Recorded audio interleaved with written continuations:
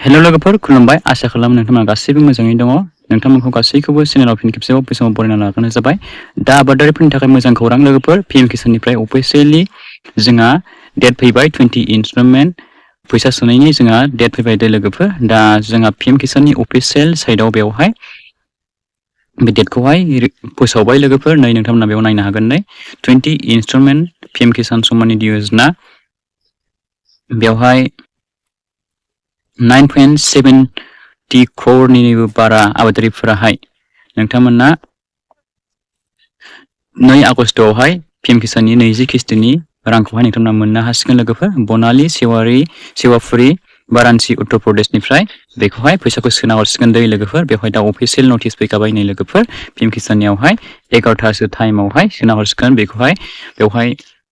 PM किसाननि अफिशियेल साइटआवहाय बेवहाय release खालामना होखाबाय दै लोगोफोर नोंथांमोना नायनो हागोन नै बेवहाय नै दा हनारेबल प्राइम मिनिस्टार विल रिलिज दा 20 इनस्टलमेन्ट अफ दा पीएम किसान योजना 2 आगस्ट 2025 वाराणसिनिफ्राय सोना हरसिगोन दै लोगोफोर दा बेनो लोगोफोर लेटेस्ट आपडेट्सआहाय आं मैया दाख्लैनि भिडिअआवबो नोंथांमोननो लाबोखादोंमोन लोगोफोर पीएम इभेन्ट्स अफिशियेल साइटआवबो फोसावना होखानायखौ बिनिफ्राय जोंहा टुइटारनि गेजेरजोंबो फोसावदोंमोन दा जोंहा अफिशियेलि नै पीएम किसाननि वेबसाइटआवहाय बे डेटखौहाय आपडेट खालामफैबाय लोगोफोर आं आपडेट खालामगोन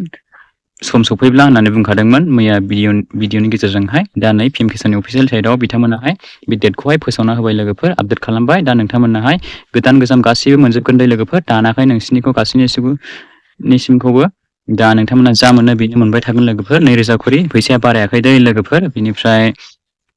नोंथांमोना पेन्डिं जाना थाबथादोंब्ला नोंथांमोना खेबसेनो ज'बो मोननो हागौ लोगोफोर ओमफ्राय जायफ्रा किस्ति नोंथांमोना रेगुलार मोनबाय थानाय नोंथांमोना